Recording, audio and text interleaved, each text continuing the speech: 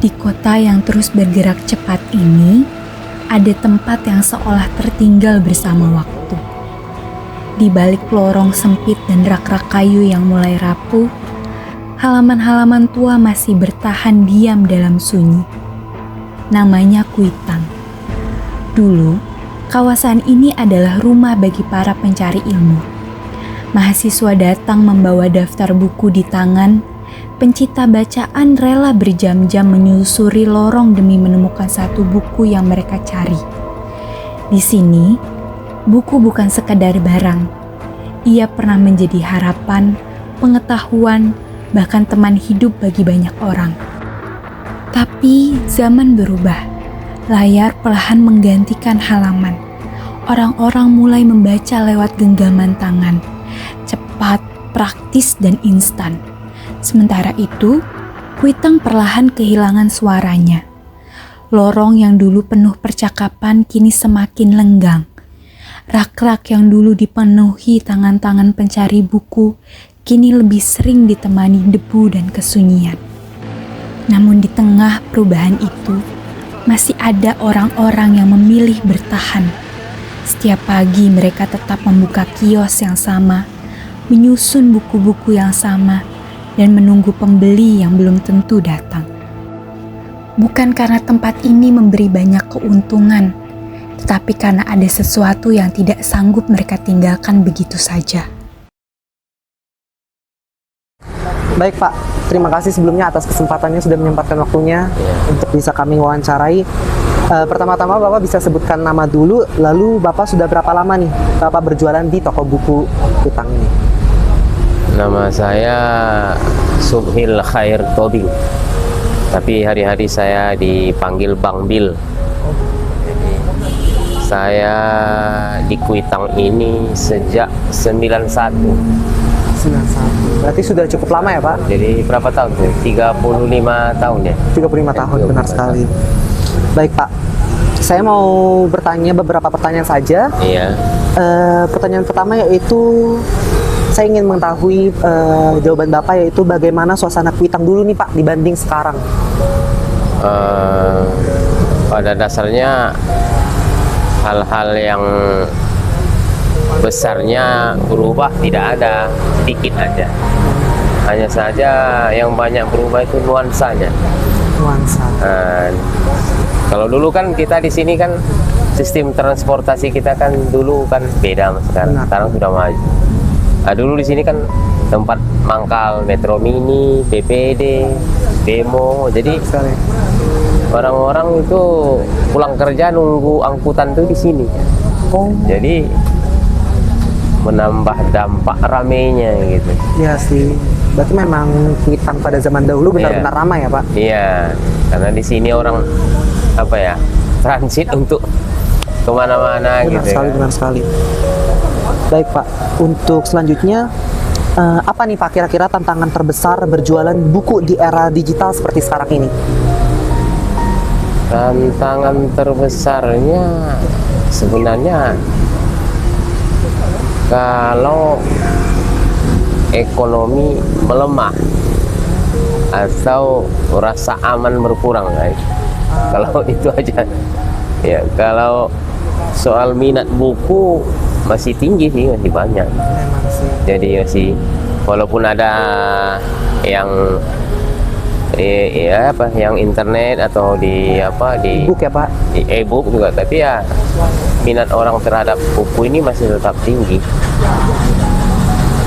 Tapi memang bisa dibilang masih banyak juga lah ya. Masih banyak. Buku. Cuman suasananya kan nggak seperti dulu karena pedestriannya sekarang kan udah bagus. Benar sekali. Jadi dagang udah nggak bisa lagi.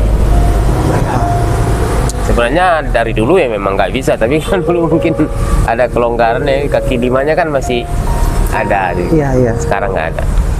Baik Pak, selanjutnya nih, saya juga pengen tahu jawaban Bapak mengenai kenapa nih Bapak masih memilih bertahan sampai hari ini untuk berjualan buku. Mungkin terlalu personal ya. Jadi kalau saya pribadi ya ini kan termasuk juga cari nafkah. benar sekali. utama bagi Iya. saya, karena saya nggak punya usaha lain atau keahlian di bidang lain, belum pernah gitu. Jadi saya merasa di buku ini saya bisa ngasih makan keluarga, ya bisa menyekolahkan anak-anak saya. Dan satu hal mungkin agak pribadi, ya saya suka baca. Wow. Jadi gitu Berarti juga. memang Bapak Ya, jadi seperti novel juga. iya juga, terutama novel. Cuman sekarang karena faktor usia kali ya, mata saya udah nggak kuat kalau Iya, lama-lama. paham, Ya, iya. paham, Pak. Oke. Oke, ini menjadi sekalian pertanyaan terakhir, Pak. Iya. Apa nih kira-kira harapan Bapak untuk masa depan toko buku Restu dan juga masa depan Kuitang? Saya berharap ini suasana kita di sini, kehidupan di Jakarta ini khususnya, ya saya berharap kondusif, terus ekonomi bertumbuh, jadi masyarakat sejahtera, otomatis ya Ya. nanti bisa belanja buku. Kalau rasa aman hilang, kalau masyarakat susah, ya tentu nggak bisa beli buku. Untuk makan susah gimana? Jadi saya berharap itu ya ada rasa aman, terus ekonomi berjalan bagus gitu lah ya. Dan juga mungkin sebagai tambahan nilai Iya. rupiah kembali membaik ya, Pak. Ya tentu saja. Benar sekali. Semua pelaku ekonomi tentu berharap seperti itu. Kalau harga-harga naik, ya orang susah kan. Iya. Sisa gaji ataupun penghasilan orang itu nggak, nilainya mengecil. Jadi, mungkin ya maaf kata, entah mungkin nggak tersisa untuk beli buku Benar, benar. kalau makan di sana. Tapi berharap kita ekonomi bagus, suasana kondusif, aman. Saya berharap. Kalau masalah minat itu, sikap batin saya melihat bahwa ada meningkat positif gitu. Jadi budaya literasi masyarakat sekarang, wabil khusus anak muda sekarang, Ya. saya melihat ada peningkatan. Jadi tidak hanya yang ada di smartphone, tapi untuk membaca buku fisik juga meningkat. Saya melihat ini. Baik, Pak, kalau seperti itu sekian pertanyaan dari saya, dan harapan saya juga sama seperti Bapak sih. Ya, ya. Semakin membaik ke depannya, dan juga ekonomi juga semakin baik. Terima kasih banyak, Pak. Satu pesan saya untuk generasi sekarang, banyak-banyaklah membaca gitu. Nah, iya betul sekali, Pak. Iya, itu aja. Banyak membaca. Kalau enggak, aduh, kasihan kalau enggak banyak baca. Bertahan di Kuitang hari ini bukan perkara mudah. Pembeli semakin sedikit, banyak kios memilih tutup. Sebagian berubah menjadi toko lain, sebagian lagi hanya menyisakan pintu berkarat yang tak lagi dibuka. Dan di tengah dunia yang terus bergerak maju, tempat ini seperti perlahan dilupakan.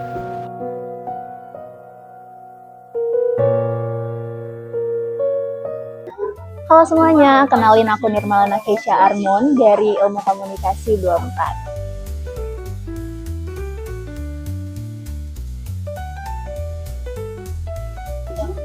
Kalau aku pribadi, iya, aku masih sering banget beli buku fisik karena semua buku aku masih buku fisik dan bahkan aku nggak baca buku digital.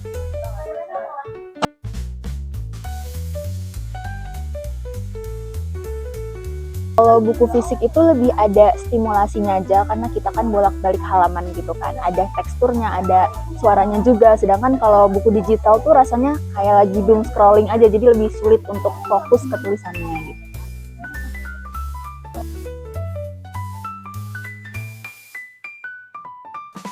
Oke, kalau menurut aku adanya marketplace itu nggak terlalu memengaruhi karena sebenarnya aku pribadi kalau ke toko buku bukan cuma untuk membeli aja, tapi juga untuk merasakan suasananya gitu. Jadi walaupun nanti akhirnya beli di online juga, datang ke toko buku tuh menurut aku persoalan yang beda aja gitu.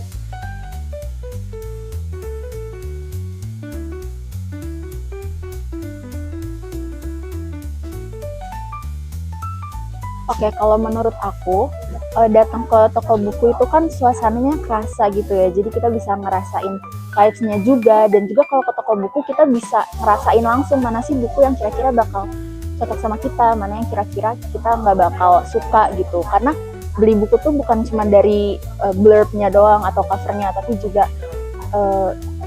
kita bakal bisa nilai sendiri gitu kalau misalnya kita datang ke toko buku. Nah, kalaupun kalau misalnya kita datang ke toko yang nggak official kayak Gramedia gitu, kita juga kan bisa punya kesempatan ngobrol sama penjualnya, dan itu juga jadi esensi tersendiri sih, bisa diskusi terkait buku sama penjualnya kayak gitu.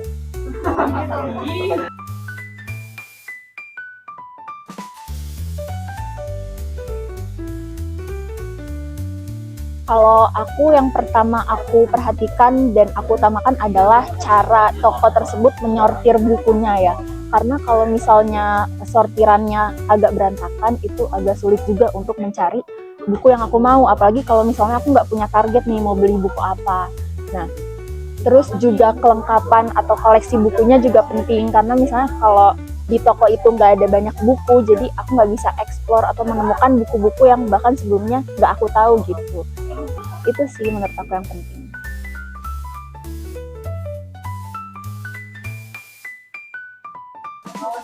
Kalau menurut aku, yang pertama pasti kita harus ngikutin lifestyle zaman sekarang kali ya. Jadi toko buku atau penjual-penjual buku itu harus ngikutin sebenarnya anak-anak muda tuh sekarang sukanya kayak gimana. Jadi mereka melakukan hal yang mereka suka, tapi mereka juga dapat nih esensi dari baca buku itu sendiri.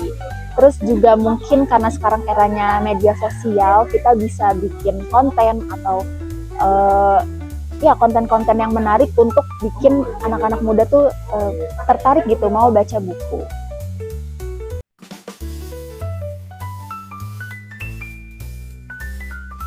Oke, yang mau aku sampaikan tuh ke anak-anak muda kali ya, karena kan sekarang aku lihat-lihat udah mulai hype nih buku-buku tertentu, kayak bahkan buku-buku kelas itu udah mulai hype lagi, udah mulai viral lagi gitu. Nah, pesan aku dan harapan aku adalah anak-anak muda tuh mau berani FOMO, mau jangan takut untuk dikatain lah kalau mereka tuh sok-sokan baca buku, karena ya nggak apa-apa FOMO aja baca buku gitu, dan itu adalah suatu hal yang baik. Dan FOMO itu lama-kelamaan bakal jadi kebiasaan, dan angka literasi kita akan meningkat gitu.